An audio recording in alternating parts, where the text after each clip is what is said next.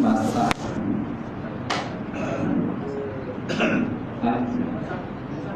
Masuk boleh air. Basah juga kan. Bocor gitu. Bang dengan bocor ya. Bila air lagi ke bocor. Ini atas air turun.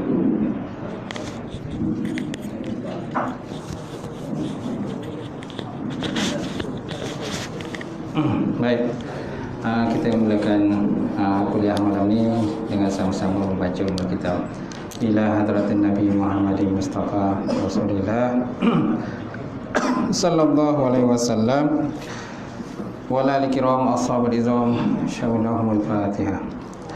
A'udzu billahi minasyaitonir rajim. Bismillahirrahmanirrahim.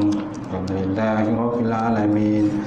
Ar-Rahmanir Rahim. Maliki yaumiddin. Iyyaka na'budu wa iyyaka nasta'in. Ihdinas siratal mustaqim.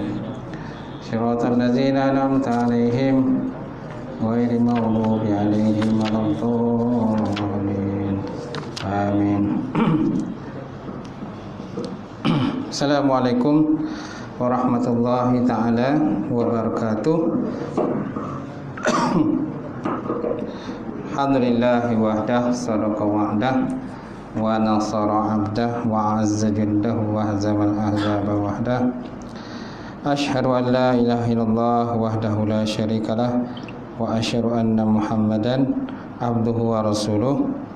Allahumma salli wa sallim ala sayyidina wa maulana Muhammad wa ala alihi wa sahbihi wa man da'a bi da'watihi wa sanna bi sunnatihi ila yaumil. Rabbi israh li sadri wa yassir li amri wa hlul 'uqdatam min lisani yafqahu qawli.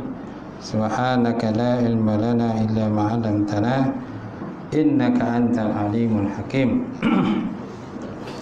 Wala hawla wala quwwata illa billahil 'aliyyil azim. Qala Allah Subhanahu wa ta'ala fi kitabil azim, a'udzu billahi minasyaitonir rajim. Walan tarda ankal yahud walan nasara hatta tattabi'a millatahum. Qul inna hudallahi wal huda wa la in ittaba'ta ahwa'ahum min ba'di ma ja'aka minal 'ilm ma laka minallahi min wali wa la nasir. Subhanallahul azim. Maksudnya sesungguhnya orang Yahudi dan Nasrani itu tidak akan redha kepada kamu sehingga kamu mengikut akan agama mereka. Kata olehmu ya Muhammad, sesungguhnya petunjuk Allah itulah sebenar-benarnya petunjuk. Dan jika kamu mengikut akan orang-orang yang, kalau seandainya kamu mengikut akan hawa nafsu mereka itu, sesudah datang kepada engkau itu ilmu atau pengetahuan, maka tiada bagi kamu itu ya Rasul ya Muhammad penolong dan juga pembantu, melainkan Allah Subhanahu wa ta'ala saja. Alhamdulillah. Yang mati Tuan Imam kita, dan lupa juga Tuan Bilal, kemudian pengurusi surau, jawatan kuasa kan, dari seterusnya Fatih sahabat saya Ustaz Suhaimi pun ada. Seluruhnya tuan-tuan dan puan-puan, tuan-tuan di Hafiz Islam, alhamdulillah kita merafakkan segi-segi puji dan syukur kepada Allah kerana kita dapat bersama sekali lagi malam ini insya-Allah. Baik. Jadi insya-Allah malam ini kita sambung kuliah hadis Riyadhus Shalihin. Kitab Riyadhus Shalihin yang dikarang oleh Imam Nawawi rahimahullah taala. Jadi malam ini kita masuk babul amri bi'ada'il amanah. Bab menyuruh menunaikan amanah. Bab menyuruh menunaikan amanah.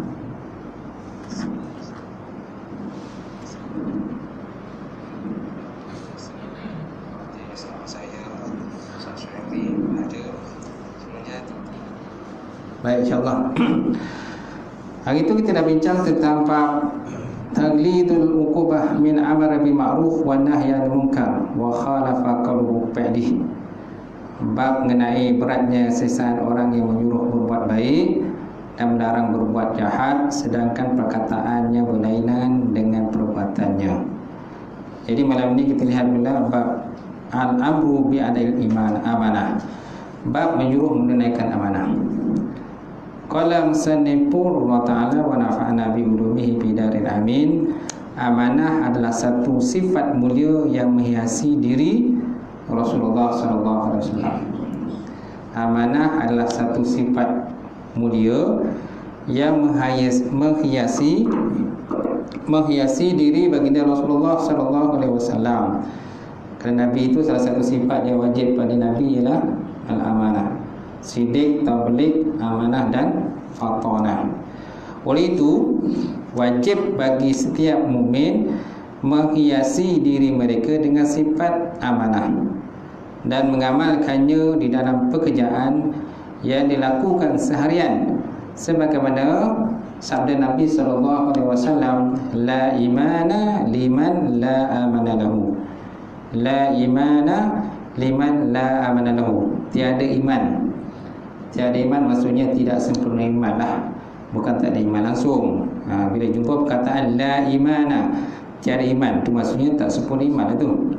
Liman la amana lahu, bagi sesiapa yang tiada amanah baginya.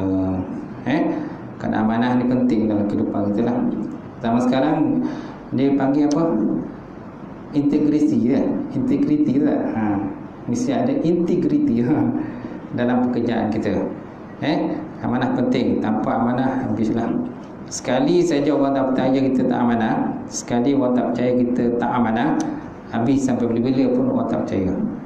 Walaupun sebelum ni orang sangat respect kan kita kan, baguslah orang ni, baguslah, baik dan sebagainya.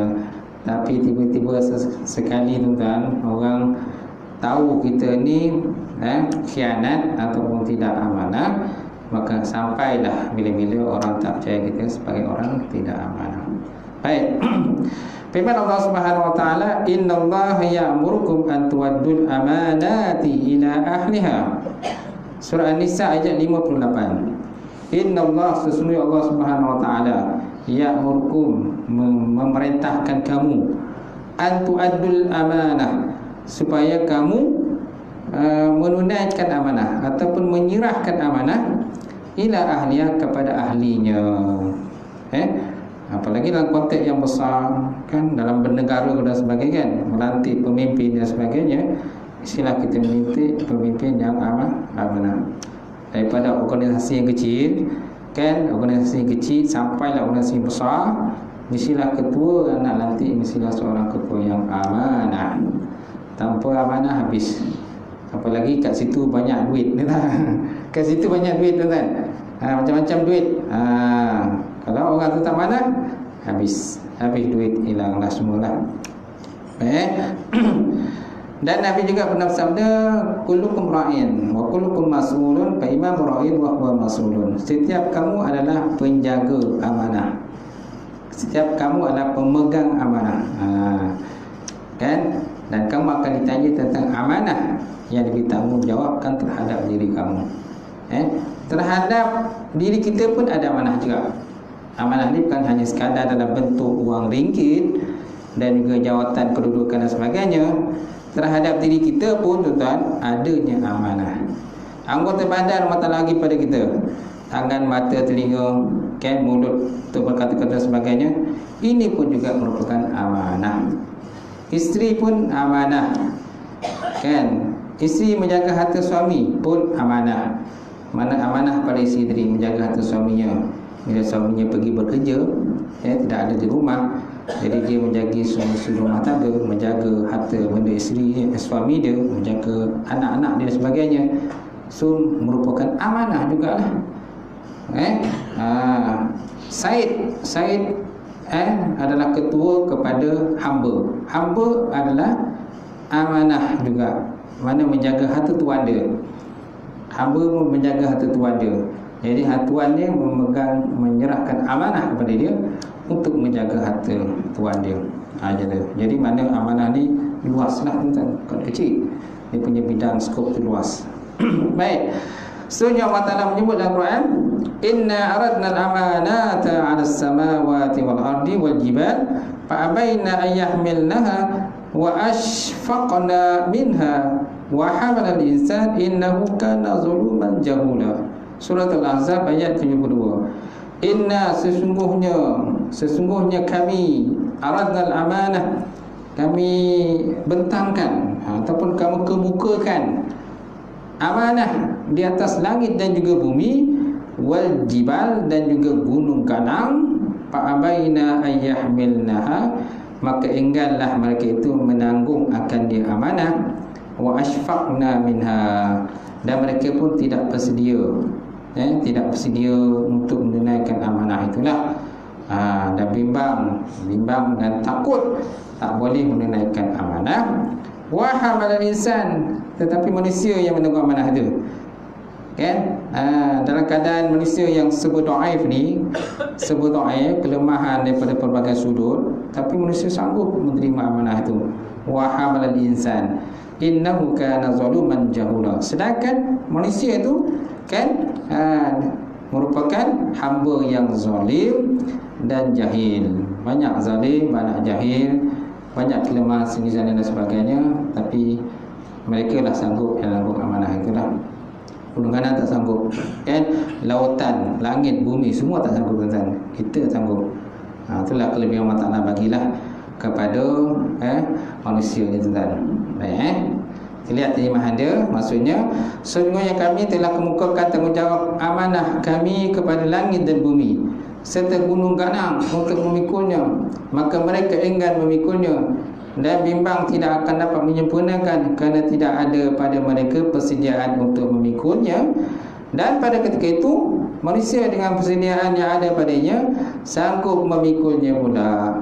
Sanggup dia, kelemahan yang ada itu sanggup mereka pikul. Ingatlah, sesungguhnya tabiat kebanyakan manusia adalah suka melakukan kezaliman dan suka pula membuat perkara yang tidak patut dikerjakan. Sebab apakah mana amanah? Apakah mana amanah? Amanah ialah setiap apa yang dipertanggungjawabkan kepada manusia, daripada bab urusan agama ataupun bab urusan dunia, sama ada bab dunia ataupun bab agama.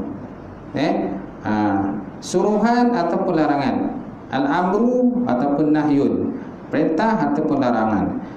Oleh itu, tuntutan syarak itu semuanya adalah amanah yang wajib kita laksanakan. Solat, puasa, haji, zakat, kan, membuangkan silaturahim, kan, berbuat baik di antara sesama manusia, kan, menegur orang yang buat silap dan buat salah.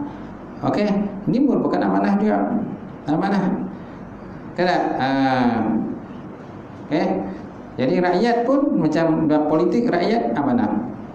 Rakyat amanah. Amanah kepada siapa? Kepada pemimpin lah. Pemimpin dia pula kena jaga rakyat pula. Macam tu. Okey, dan pemimpin akan ditanya. Orang yang pertama sekali besok ditanya lah, ialah pemimpin. Tapi ramai kalau kita ni berebut nak jadi pemimpin, betul tak? Berebut nak jadi pemimpin. Tapi bila dah bagi jawatan pemimpin, habis. Hancur tuan-tuan. Hancur lebur kan. Hancur lebur. Huru hara, betul tak?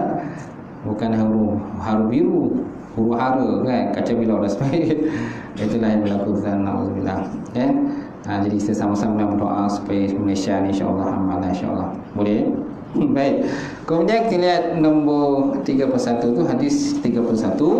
Wa an Abi Hurairah radhiyallahu ta'ala anhu anna Rasulullah sallallahu alaihi wasallam qala ayatul munafiqi salasun idza haddasa kadzaba wa idza wa'ada akhlafa wa idza utmina khana. Muttafaqun alaih. Ini hadis ni popular tuan, memang masyhurlah, biasalah kita dengar ni. Penceramah pun banyak kali ulang ni. Hadis terima daripada Abu Hurairah radhiyallahu ta'ala anhu anna Rasulullah sallallahu alaihi wasallam, sesungguhnya Rasulullah sallam telah bersabda, qala, berkata ia, ayatul munafiqi salasu. Tanda-tanda munafik itu ada 3. Tanda-tanda munafik ada 3 lah. Tapi kalau satu Ustaz, ada juga tanda tu, kurang lah. Tanda-tanda munafik ada 3. Salasun iza haddasa kadzaba. Apabila dia bercakap-cakap, dia berbohong. Hukum asal berbohong ni hukumnya haram kan? Hukum asal berbohong adalah haram. Walaupun ada tempat-tempat tertentu yang dibolehkan berbohong itu, tetapi kita tak galakkan berbohong lah. Contohnya untuk mendamaikan musuh. Musuh bergaduh kan, ataupun sahabat-sahabat kita bergaduh kan, sahabat-sahabat kita bergaduh, musuh bergaduh, apa nak damai kan? Kawan, sahabat bergaduh tuan-tuan.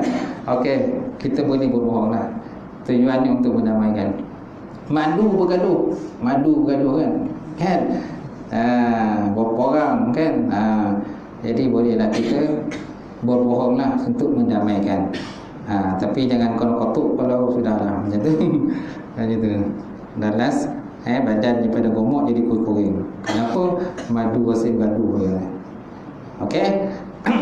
Jadi mana ada tempat-tempat tertentu yang boleh kita berbohong, tetapi hukum asalnya adalah haram lah. Macam tu. Nabi kata iza haddasa kadzaba. Apabila kamu berkata-kata, naklah kamu bila bercakap-cakap dia berbohong dalam percakapannya. Kemudian wa iza wa'ada akhlafa. Apabila dia berjanji, dia memungkiri janji. Banyak orang macam ni kan zaman sekarang ni. Berjanji bukan main lagi berjanji. Tapi bila sampai tahap ketiganya, dah pegang jawatan, dah lupa pula janji. Banyak pula punya falsafah yang keluar pula kan. Macam tu. Wa iza utmina khana, dan apabila diamanahkan kan, maka dia khianat ataupun tidak mematuhi ataupun menunaikan tentang amanah tadilah. Macam tu. Baik. Kemudian Nabi juga amanah. Nabi kata aku juga amanah untuk menyampaikan kepada umatku. Ya ayuhar rasul, kata Nabi, ya ayuhar rasul balligh ma unzila ilaika wa illam taf'al fama ballagta risalatalah. Wahai rasul, kan, sampaikan oleh kamu, balligh ma unzila ilaika, sampaikan kepada kamu di atas apa yang diturunkan kepada kamu. Fa illam taf'al, kalau kamu tak menyampaikan, kan, fama ballagta risalatalah, maka sungguhnya kau tak menyampaikan risalah. Kan? Jadi mana tak amanah tu. Walaupun dalam satu konteks mana tak tunaikan amanah, tidak menyampaikan, penyampaian itu tak dilakukan. Satu lagi tidak amanah. Allah Ta'ala bagi amanah kepada Nabi untuk menyampaikan, tapi diam, Nabi diam, tak sampaikan. Mana tidak amanah tu. Macam tu. Kemudian wafi riwayatin, dasar pada satu riwayat, wa in shoma wa shalla wa zama 'ala muslim, sekalipun dia berpuasa, sekalipun dia bersembahyang, wa za'ama, dan mendakwa, annahu, bahawa sesungguhnya dia adalah seorang muslim, sekalipun dia mendakwa begitu tuan-tuan, tetapi bila cakap bohong, berbohong kan, dia punya cakap tu bukan cantik lagi kan, macam betul cakap tu, tapi bila cek tak betul. Bila janji kan, tak tunaikan janji, asyik berbohong. Sekali orang berbohong, sekali tak tunaikan janji, mungkin orang boleh terima lagi. Tapi kalau ada banyak kali tuan-tuan tak tunaikan janji, memang orang pun fed up lah, istilah kita kan. Istilah kita ada juga fed up macam tu. Dan nak bagaimanakan hati amanah. Baik tuan-tuan. Baik, kita lihat dia punya pengajaran pada hari ini. Terjemah tu sudah terjemah lah. Hadis ni riwayat pada Bukhari dan Muslim.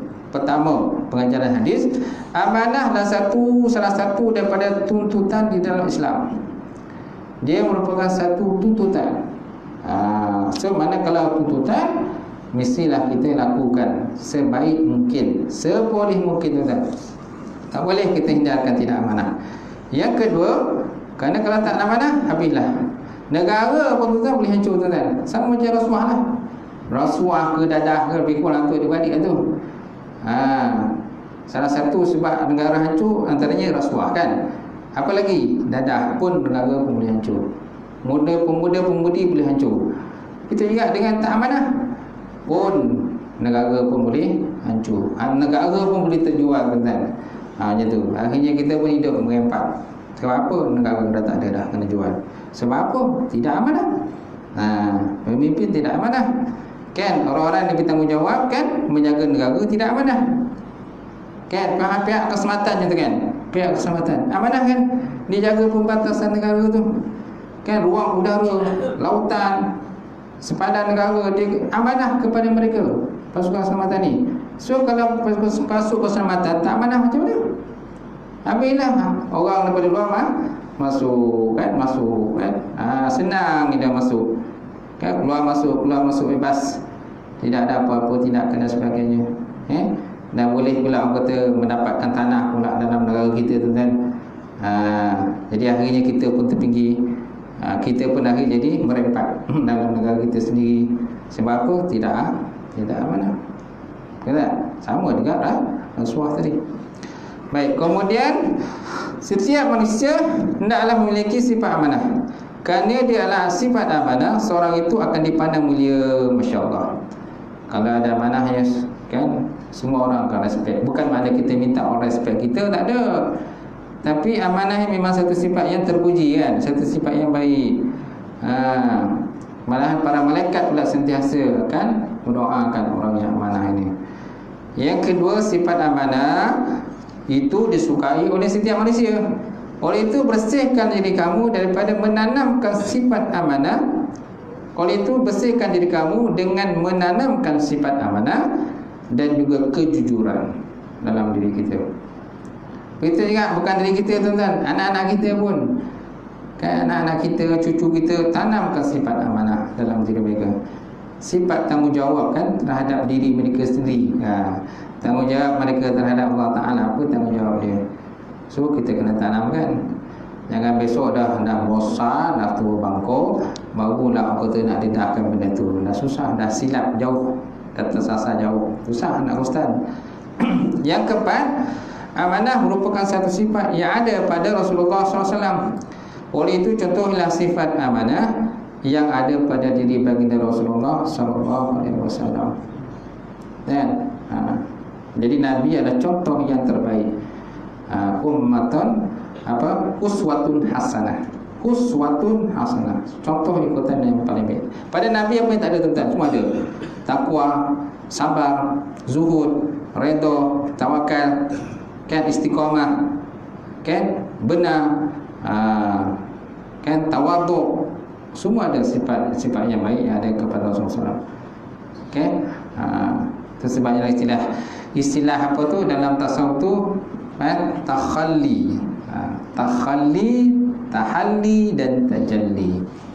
Takhalli maknanya kan kita mengosongkan diri kita pada sifat-sifat mazmumah. Takhalli, khalla ni mana mengosongkan sifat-sifat mazmumah, hasad, dengki, buruk sangka kan, tamak, khalabun dan sebagainya. Semua sifat-sifat tu kena buang dari kita. Bila kita dah buang, dah kosong jiwa kita, kita masukkan pula, namanya tahalli. Tahalli memasukkan atau menghiaskan pula jiwa kita dengan sifat-sifat baik, sabar, redha, tawakal, okay, macam-macam lagi lah. Okay. Ini dua perkara ni usaha manusia. Okay. Satu lagi tajalli. Tajalli ini daripada Allah Ta'ala. Bila kita dah ada tahalli, takhalli dah, tajalli dah ada, baru Allah Ta'ala bantu pula tajalli. Allah Ta'ala akan singkap pula, buka pula kan rahsia-rahsia Allah Subhanahu Wa Ta'ala. Maka kita nampaklah benda-benda yang benda-benda baik-baik kan. Untuk kita memperbaiki akhlak kita lah. Macam tu. Kemudian yang kelima, dengan adanya sifat amanah yang dipungut, yang dipupuk. Dengan ada sifat amanah yang dipupuk pada manusia, akan dapat menjauhkan sifat khianat. Betul tak? Dah ada amanah, khianat tak adalah. Dia berlawanan tu. Dia tak boleh sekali kan. Dia mesti berlawanan. Sidik, mana benar, lawannya dusta, kazib. Kemudian tabligh, menyampaikan, lawannya tabligh, kitman, menyembunyikan, kitman. Okey, kemudian amanah, lawannya khianat. Okey, apa lagi? Cerdik, potonah, cerdik, lawannya biladah. Biladah ni bodoh. Biladah bodoh. Masuci kan, Nabi SAW daripada sifat-sifat bodoh. Pada Rasul tidak ada sifat bodoh. Baik, kemudian yang keenam, sesiapa memiliki sifat-sifat tersebut dalam hadis tadi, iaitu bercakap bohong, tidak menepati janji dan mengkhianati amanah, maka digelar sebagai orang munafik. siapa yang memiliki sifat-sifat tersebut, mana dia ada sifat suka berbohong. Yang pertama, yang kedua suka tak menepati janji. Yang ketiga suka khianat. Songlap duit kan, ataupun istilah kita sama sekali apa? Pecah amanah. Dengar kan? Pecah amanah. Banyak sekarang ni pecah amanah. Saya tak tahulah daripada mana istilah pecah amanah tu kan. Tapi satu benda yang tak elok lah, pecah dan pecah amanah. Mana satu amanah tu dipecahkan. tak elok lah tu. Gitu. Sampai duit habis, disapu bersih pada dia. Bila tanya tak ngaku kan. Okey. Tetapi munafik itu ada dua bagi pula. Okey, munafik pula ada dua bagi. Kata musannaf atau pengarang, pertama, munafik dengan makna berpura-pura seperti seorang muslim sedangkan hakikatnya dia kafir. Ni yang pertama. Kita biasa terdengarlah. Kan munafik pertama berpura-pura Islam. Zahirnya Islam tapi batinnya kafir. Contohnya Abdullah bin Ubay lah. Pada zaman Rasulullah SAW, kepala ketua munafik Abdullah bin Ubay. Dia suka ikut baginda Rasulullah SAW, tapi dalam hatinya dia benci pada Islam. Yang kedua, munafik dengan makna melakukan perbuatan seperti orang munafik yang sebenar. Yang kedua, munafik dengan makna melakukan perbuatan seperti orang munafik yang sebenar. Oleh itu, sesiapa yang melakukan perbuatan seperti itu tanpa menganggap ia harus atau halal, maka adalah dikira sebagai orang berdusta ataupun orang asi. Dikira orang berdusta ataupun orang asi. Tetap berdosa jugalah, ada juga dosa. Tetapi jika dilakukan dengan anggapan benda itu harus ataupun halal dan tiada dosa, sedangkan benda itu adalah tak boleh, haram, kan? Maka anggapan itu boleh mengeluarkannya daripada Islam, kerana dia telah menghalalkan perkara haram yang telah diketahui oleh umum. Ma ilmun min dini fi darurah. Ma ilmun min dini bi darurah. Sesuatu yang diketahui dengan secara mudahlah. Sehingga konteks agama ni senang, kita tahu benda tu hukum halal ke hukum haram pun memang kita tahu benda tu dah halal. Jadi kalau kita dah tahulah benda tu secara mudahnya, si hukum hakam kita tahu halal atau haram, tapi kita masih langgar kan, itu dikatakan sebagai orang yang munafik juga, dan boleh keluar dari Islam ni. Nauzubillah min zalik. Kita dah tahu benda tu tapi langgar juga. Sengaja langgar. Bukan dalam keadaan kata dia cuba tak nak langgar, tapi terlanggar, tu lain. Cuba tak nak langgar tapi terlanggar, lain. Dengan sengaja langgar, beza tak? Sengaja langgar beza kan? Ni yang teruk ni sengaja langgar tu. Memang ada undang-undang kita, dia langgar gitu kan. Gitu. Contoh kereta kan, kereta A sengaja melanggar kereta B. Kenapa? Kerana kereta A ni dondam dengan kereta B ni. Atau apa benda dia bengang ke pemandu tu, dia langgar. Satu lagi terlanggar. Terlanggar lain.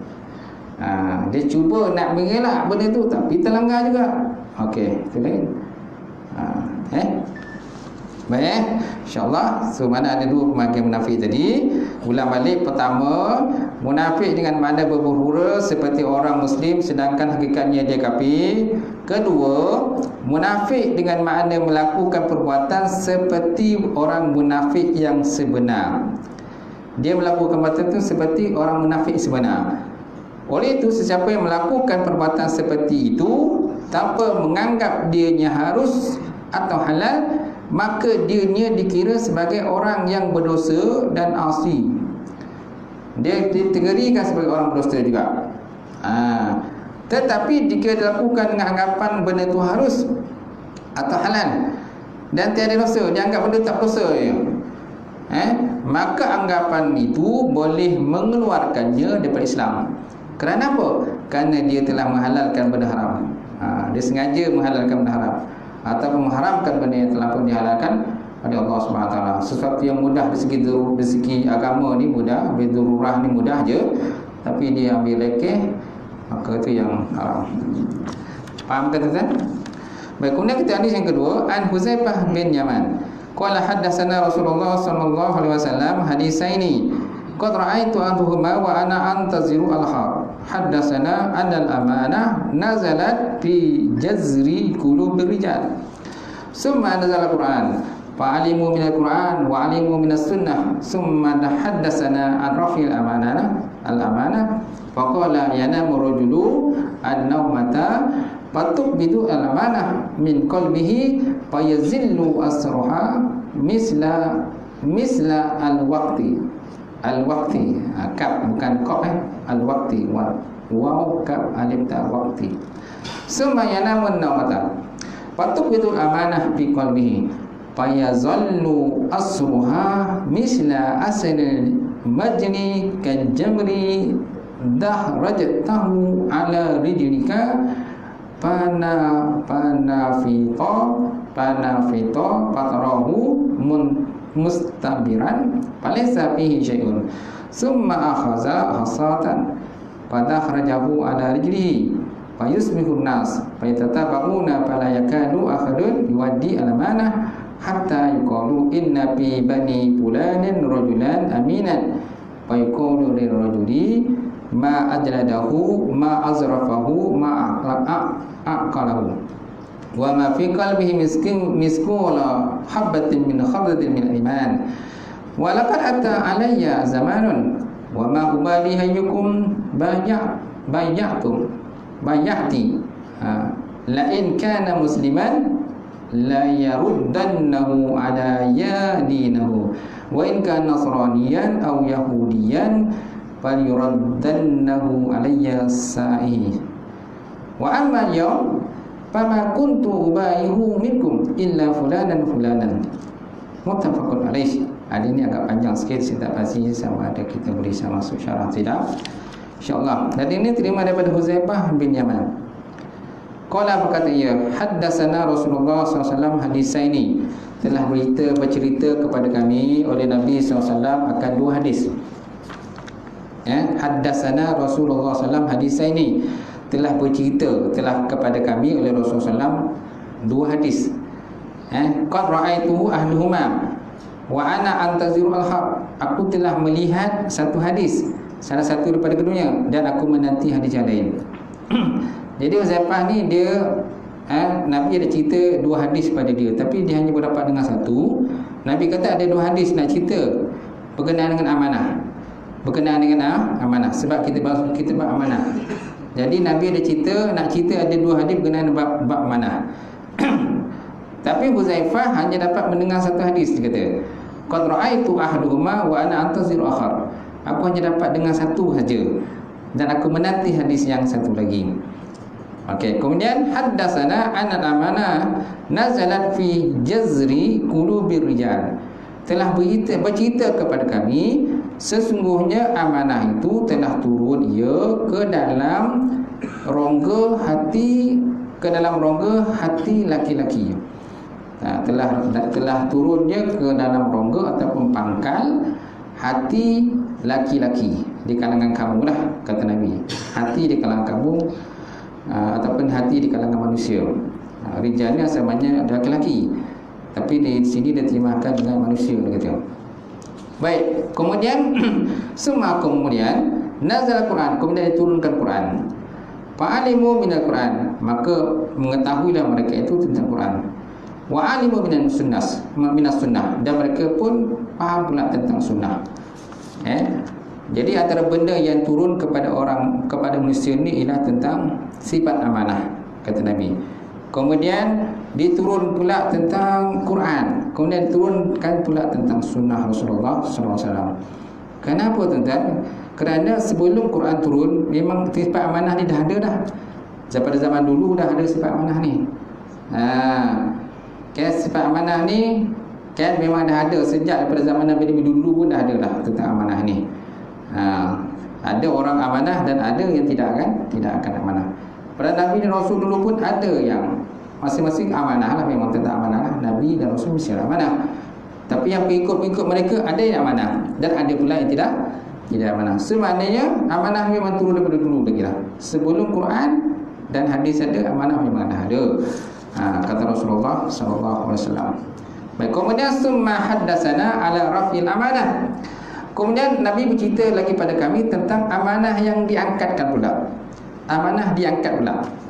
Maka Nabi sallallahu alaihi wasallam pun bersabda, yanamu rajulu naumata patub bidul amanah fi qalbihi wa yazillu asruha misla waqti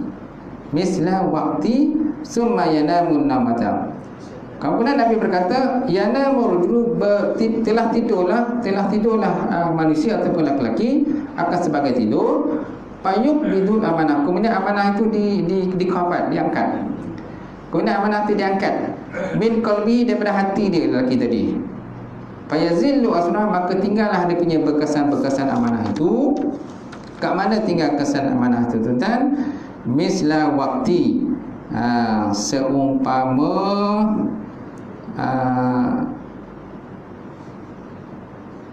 lalu tinggallah sedikit kesan, dia kata. Fayazillu asruha misla waqti, dia kata. Maka tinggal sedikit kesan amanah tadi pada hati manusia tadi lah.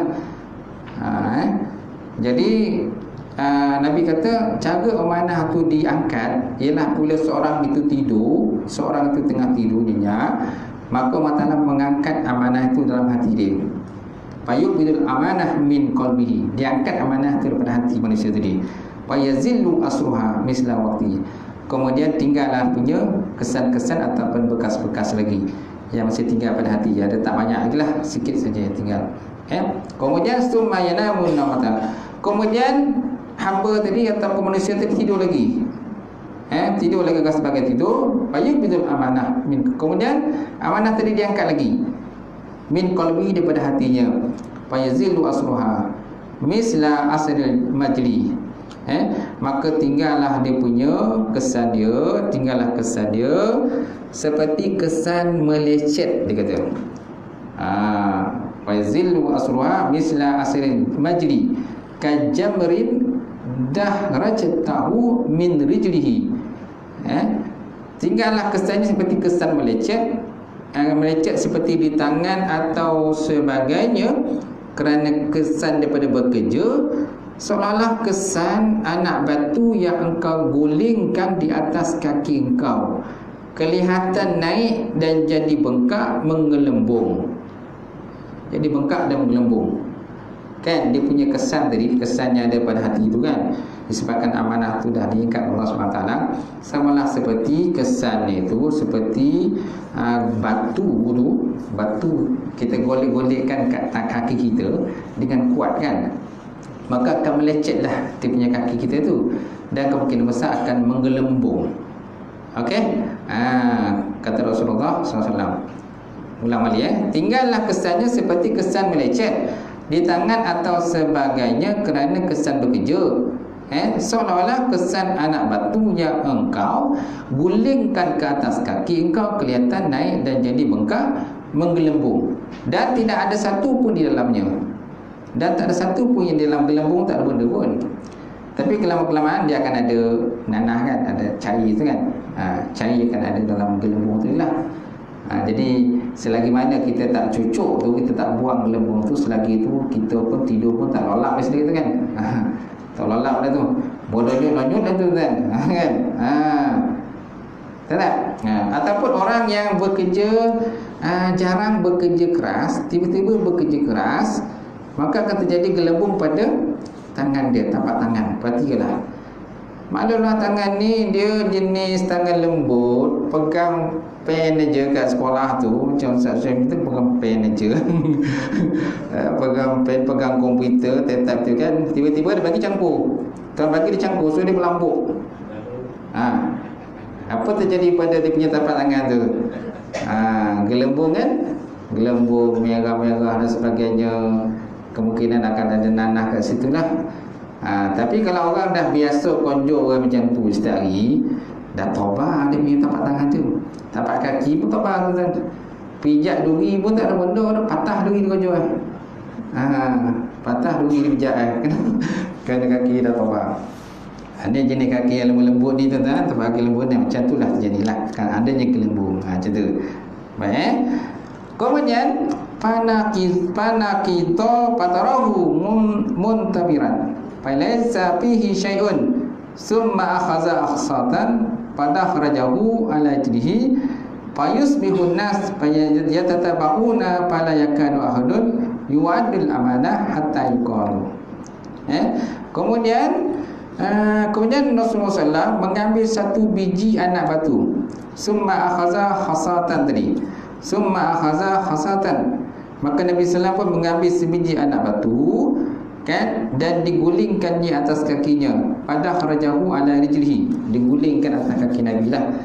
Fayusbihun nas.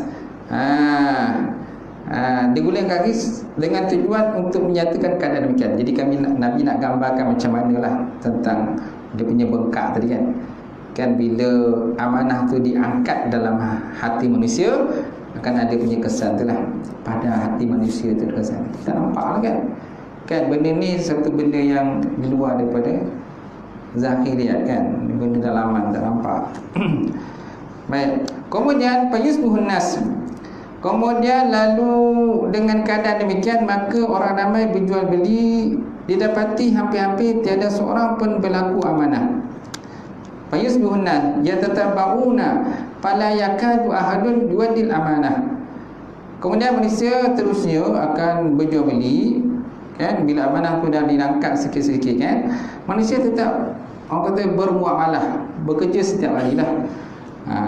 Yang berjual beli tetap berjual beli, yang kerja kerajaan tetap kerja kerajaan, yang kerja swasta tetap kerja swasta, akan kerja sendiri tetap kerja sendiri kan, akan adanya jual beli kan, kita membeli barang-barang keperluan dan sebagainya. Tetapi pada yakadu ahadun yuadil amanah, tetapi pada masa itu kan tidak ada lagi orang yang bersifat amanah, tak ada lagi. Kalau sini dia kata hampir-hampir tiada seorang pun berlaku amanah. Dia kata, sehingga dikatakan sesungguhnya dalam golongan Bani Fulan ada seorang lelaki yang amanah. Hingga dikatakan kepada lelaki itu dengan pujian, alangkah cekal hatinya, alangkah baiknya ataupun mulianya sikapnya, dan alangkah kuatnya pegangannya, padahal dalam hatinya tidak ada seberat sebiji sawi pun daripada iman. Kan? Jadi orang menyangka tuan-tuan ada manusia itu orang-orang yang bersifat amanah lagi. Sebenarnya tidak ada. Ini orang kata ini salah satu daripada mukjizat Rasulullah SAW. Nabi dia tahu perkara-perkara yang akan datang berlaku kan. Ini antara benda ni lah.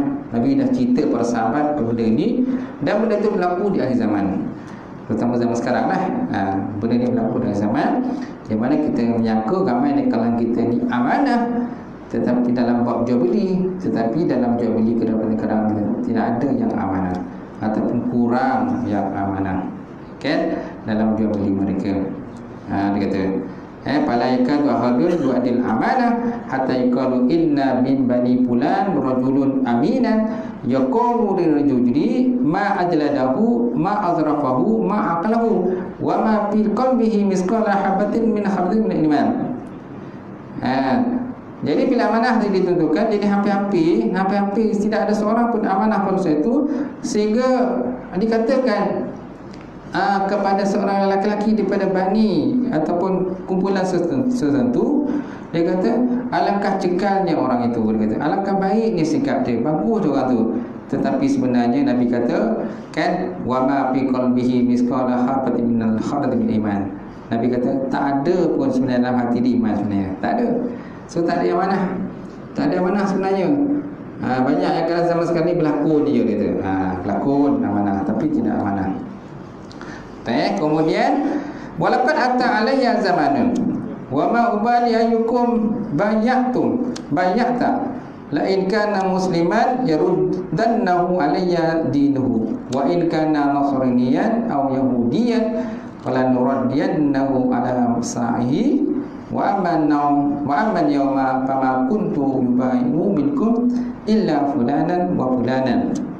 Kemudian kata Huzaifah lagi, dan sesungguhnya telah datang atasmu suatu zaman, dan aku tidak hiraukan siapakah di kalangan kamu yang berjual beli denganku, sekiranya ia seorang Islam, maka ia akan menjalankan amanah atasku menurut agamanya.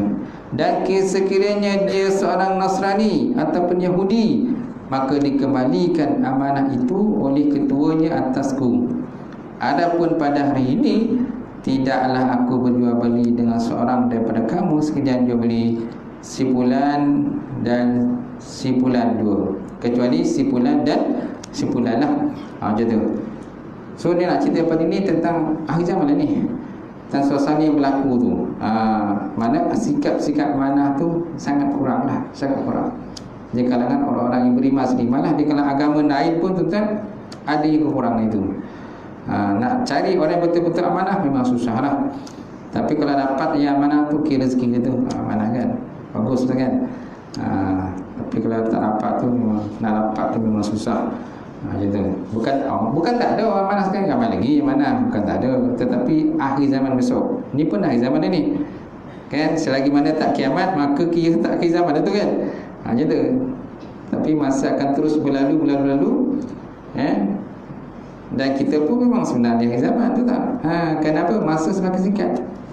Salah satu tanda akhir zaman ni, masa semakin singkat, betul tak? Macam tu. Setahun berapa kali sebulan? Sebulan sama seperti seminggu. Seminggu sama seperti satu hari. Satu hari seperti betul tak? Semakin cepat kan? Macam tu. Itu salah satu tanda akhir zaman jugalah. Macam tu. Baik.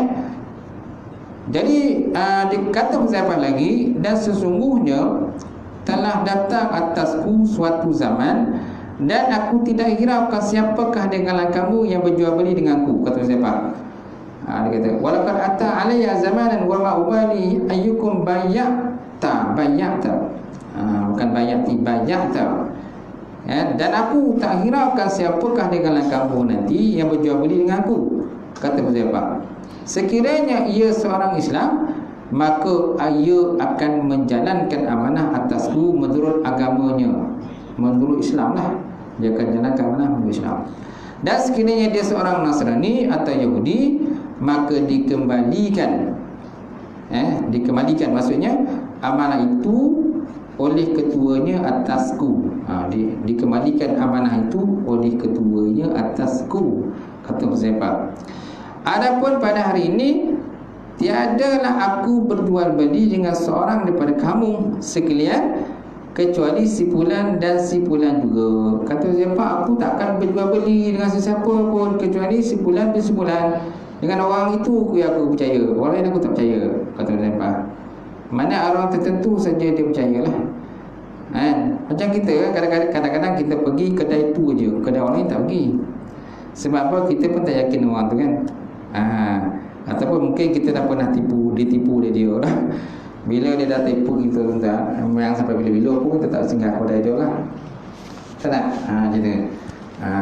Ataupun dia bagi barang yang tak elok, ataupun kata susah berurusan beli dengan dia. Dengan orang lain senang urusan beli, tapi dengan dia susah urusan beli. Jadi akhirnya kita pun tak pergi kedai tu. Ada macam tu. Itu pun salah satu cara lah. Menyebabkan seorang tu kadang-kadang dia hanya memilih orang mana orang tu yang biasa dia berurusan dengan orang tu lah. Kalau orang lain tu dia susah berurusan, maka dia tak nak berurusan orang itu. Betul tak? Apalagi dalam bab amanah.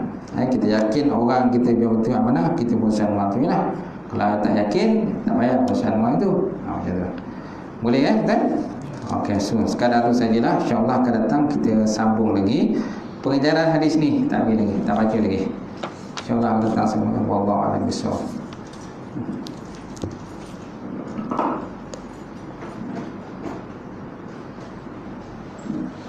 Ada soalan tak? Pertanyaan ada?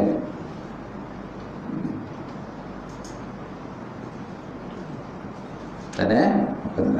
A'udzubillahi minasyaitonir rajim. Alhamdulillahi rabbil alamin wassalatu wassalamu ala sayyidina wa ala alihi washabbihi ajmain.